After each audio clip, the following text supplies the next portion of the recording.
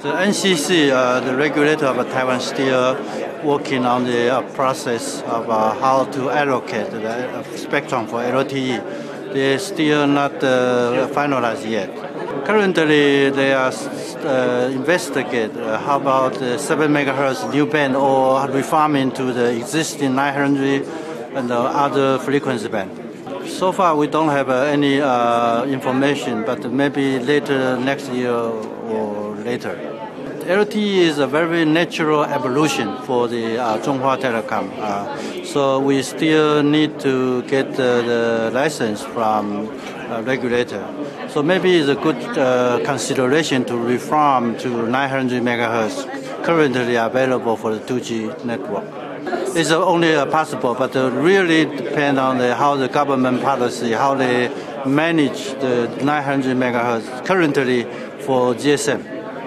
Just like we deploy 3G at the beginning, because we need to invest a new base station.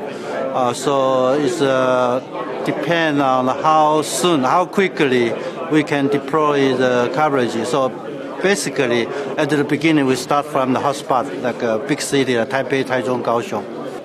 We still talk to our vendors how soon they can upgrade to HSPA Plus, because it looks like LTE maybe start from year 2012. So start from next year, maybe it's a good consideration to upgrade the current HSPA to HSPA Plus. At least this invest only the upgrade, not the totally new equipment.